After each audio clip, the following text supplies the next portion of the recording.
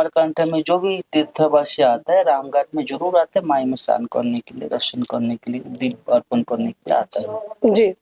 तो सरकार का चाहिए ऐसा बड़ा बड़ा घाट में शासन का आदमी, जो पुलिस का चौकी है, समस्त परमानेंट क्लियर रहना चाहिए, तैनात होना चाहिए। हाँ, जी तो वो रहेगा, वो चीज को फॉलो करेगा, जी तो फॉलो करेगा तब वो रुकेगा। जी। और ऐसा हम नंदेहर मैं मां नर्मदा प्रदूषण मुक्ति जन जागृति आंदोलन यात्रा में हूँ। इस यात्रा में अमरकंटक की अभी हम लोग दर्शना कर रहे हैं और अमरकंटक में ही माई की बगिया के समीप ही महाराज श्री का गणेश धुना नाम से आश्रम प्रसिद्ध है।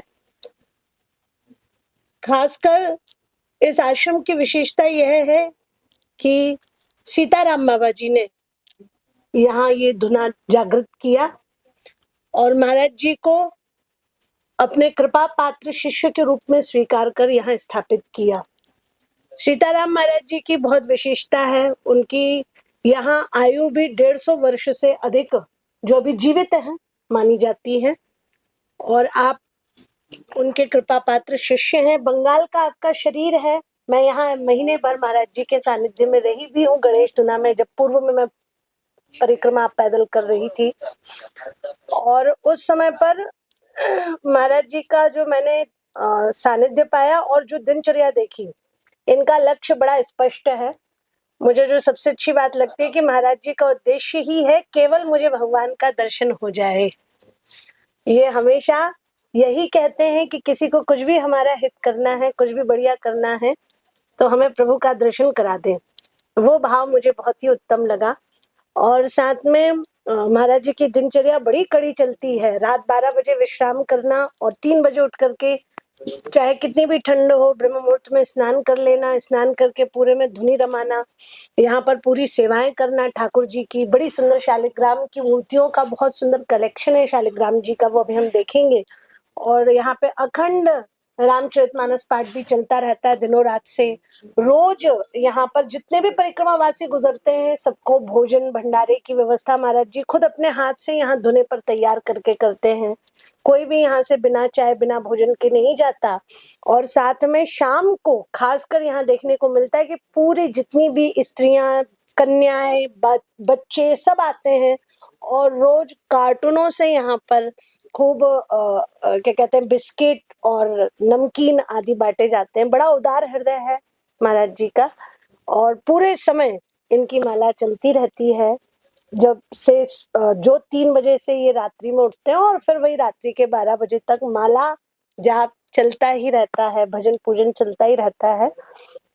आज के जमाने में ऐसे संत भजनानंदी मिलना कठिन है। मैं तो घूमती रहती हूँ फिर भी मैं इतना प्रभावित नहीं होती हूँ महात्माओं से जितना यहाँ मैंने इनकी दिनचर्या देख करके समझा है कि महात्मा कैसे होने चाहिए। पूर्व में भी हमने यहाँ पर नर्मदा परिक्रमा के दौरान देवी भागवत कथा की थी। माघ की नवरात्रि थी, गुप्त नवरात्रि, और उस समय नर्मदा जयंती चल रहा था। तब महाराज जी ने उस आयोजन को बड़े अच्छे से नर्मदा तट पर करवाया था और अपन ने उसमें पूरे 7 दिन तक अखंड नर्मदा संकीर्तन भी चलाया था। तो वो बड़ा सुंदर आयोजन था। अब महाराज जी मैं जिस यात्रा में हूँ मैंने आपको अपना उद्देश्य स्पष्ट किया है। ये मां नर्मदा प्रदूषण मुक्ति जनजागृति आंदोलन यात्रा है। माननीय कमलनाथ जी के सहयोग से ये यात्रा चल पा रही है। उनका भी उद्देश्य यही है कि लोगों का इस तरफ ध्यान आकर्षित होना चाहिए कि नर्मदा जी को प्रदूषण मुक्त बनाए रखें। आप इस संदर्भ में कुछ हमारे नर्मदा भक्तों के लिए संदेश दें। मेरा कहना यही है, जिस प्रकार आपको जो भाव है शुद्ध है, पवित्र है जी। आप जो लक्ष्य लेके आगे बढ़ रहे हैं तो इसको आप अपना आगे बढ़ाइए। ये जरूरी है। आप भी अभी समय के युवा है, युवा लोग सब एकत्रित होगा, संगठन मजबूत होगा तब ये कार्य रुक सकता है। आप है, आप सत्संग दोगे और दूसरा भी इस चीज में जागरूकता है, समाज में जागरूकता फैलाना है। समाज जागरूकता आ जाएगा तो ऑटोमेटिक ये बंद हो जाएगा। जिस प्रकार हमारा जन्मभूमि तो कलकत्ता है, नवद्वीप है, वो भी बहुत बड़ा धाम है। जी मैं उधर देखते हैं गंगा का उधर बहुत सारा जनसंख्या ज्यादा बढ़ गया है, तो क्या वहाँ पे जो प्रदूषण गंगा में बहुत सारा ज्यादा हो गया, जी फैक्ट्री का गंदगी, दुनिया जी सब गंदगी उसमें आ गया, तो उसको अभी रुकना मुश्किल हो जाता है। तब भी सरकार चाहे तो उसको बस शायद रुकावट कर सकते हैं, जी लेकिन हमारा नर्मदा जो अभी सुरक्षित है।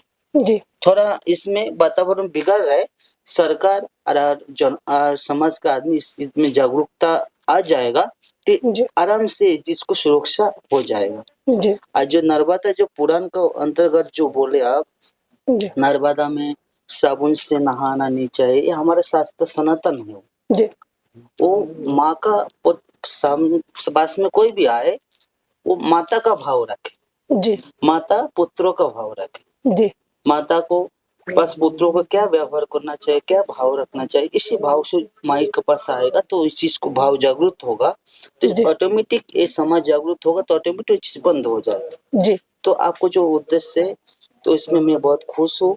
और जी एक कार्य आप करिए, और जी माई के भी कृपा आपको ऊपर बने रहेगा, संतों के भी आशीर्वाद बने रहेगा, जी और इसको आगे बढ़ाइए। जी महाराज जी, हम देखते हैं कि यहीं पे लोग अमरकंटक भी आते हैं। अभी हम नर्मदा मंदिर दर्शन करने गए थे, तो मैंने वहां जस्ट नीचे ही देखा कि सीधे नाले वही राम घाट से नर्मदा जी में मिलने चालू हो गए। हम जब गंगोत्री देखते हैं तो गंगोत्री में इस तरीके का प्रदूषण देखने को नहीं मिलता कि जहां से उद्गम हो रहा वहीं से गंगा जी को दूषित करते हैं। यमुना जी में, यमुनोत्री में ऐसा नहीं कि वहीं से दूषित हो रही है, पर ये बड़ा दुर्भाग्य मैं देख रही हूँ कि अमरकंटक में यहीं से अभी उद्भव हुआ ही है और यहीं से प्रदूषण शुरू हो रहा है। तो इसके लिए आप क्या कहते हैं? इसके लिए अपन को आवेदन करना चाहिए। जी आज समाज के जो अमरकंटक को जो वासी है, जी तो इनको अपन को जागरूकता फैलाना है। जी ये लोग जग जाएगा, सरकार स्टिक हो जाएगा, तब ये सब बंद हो जाएगा। जी सरकार इस चीज को ध्यान देगा तभी ये चीज को मुमकिन है। जी और क्या है इसमें अमरकंटक में, जिस पूरा राम घाट है, जी पूरा अमरकंटक में जो भी तीर्थवासी आता है रामघाट में जरूर आता है, माई में स्नान करने के लिए, दर्शन करने के लिए, दीप अर्पण करने के लिए आता है। जी तो सरकार का चाहिए ऐसा बड़ा बड़ा घाट में शासन का आदमी, जो पुलिस का चौकी है, समस्त परमानेंट क्लियर रहना चाहिए, तैनात होना चाहिए। हाँ, तो वो रहेगा, वो चीज को फॉलो करेगा, जी तो फॉलो करेगा तभी वो रुकेगा। जी और ऐसा हम बोल देंगे आपको विचार है, हमारा विचार है, अपन तो माई के पास भाव से जाते हैं, लेकिन जो आ, आ, दूसरे टूरिस्ट आते हैं उनको पास किसी को माँ क्या है वही पता नहीं, जी माँ का पास कैसे व्यवहार करना पड़ता तो ही पता नहीं। जी इसलिए उसके लिए हमको एक गाइडमैन होना चाहिए हर जी घाट में, तो जी वो रहेगा, सरकार इस चीज को ध्यान देगा, तो बड़ा बड़ा घाट में प्रदूषण बंद हो जाएगा। जी और दूसरा बात जो नाला वगैरह इस चीज को, इसके लिए आंदोलन होना चाहिए, जी सरकार भी इस चीज को ध्यान दे, जी तब ये चीज सब बंद हो जाएगा। जी सरकार अपना जब तक अपना नहीं ध्यान देगा तब तक बंद होना मुश्किल है। जी और सरकार ध्यान देगा तो जनता भी, सरकार ध्यान देगा, पावर देगा, और उसमें जनता का भी अपना को उस चीज को सबको स्टिक होना पड़ेगा। जी जन जागरण जब तक नहीं होगा तब तक ये चीज नामुमकिन जी है ना। जैसे हम सफाई कर दिया, अगले वाला के फिर 2 मिनट बाद में गंदा कर दिया, जी कैसे हो? इसके लिए आंदोलन होना जरूरी है जी धर्म का। जो कार्य आप करने जा रहे हैं अच्छा है, बहुत सुंदर है, करिए, और माई की कृपा आपको ऊपर बने रहेगा, माई के साथ है ना, संतों जी का आशीर्वाद है, जी बहुत जी सुंदर। बस मेरी यही अपेक्षा है महाराज जी कि अब जब ये अपन आंदोलन खड़ा कर ही रहे हैं और जब ये बृहद रूप लेगा तब आपका आशीर्वाद और साथ, और आप भी यहाँ अपने आश्रम से लोगों को समझाएंगे अब। मैं तो समझाता ही, जी कोई भी आता है जी मैं इतना ही बोलता है, इस प्रकार बोलते, कोई भी घर से आता है जब नर्मदा किनारे, जी तो उसको पूछा जाता है तो अब कहाँ जा रहे, जी वो बोलता हम अमरकंटक जा रहा हूँ। जी तो घर से कोई अमरकंटक में आए तो उसको ये भाव से आए, हम माँ से मिलने जा रहे जी हैं, तो वैसा भाव से जब आएगा तो ऑटोमेटिक उसका अंदर घर से बैठक चालू हो जाएगा, तो कि माई के पास आएगा तो माई के ऊपर से वैसे व्यवहार भी उसको माई के ऊपर उसको बने। जी तो ऐसा भाव से सबको आना चाहिए अमरकंटक में जी और वो सब होना चाहिए। जी, बहुत बहुत साधुवाद महाराज जी। आपका आशीर्वाद हमें पहले भी मिलता रहा, आगे भी मिलता रहेगा। तो सब लोग इस बात का विशेष ध्यान दें कि नर्मदा जी को प्रदूषण मुक्त बनाए रखने में हमारा सहयोग करिए और आप स्वयं भी संकल्पबद्ध हो जाइए। नर्मदे हर।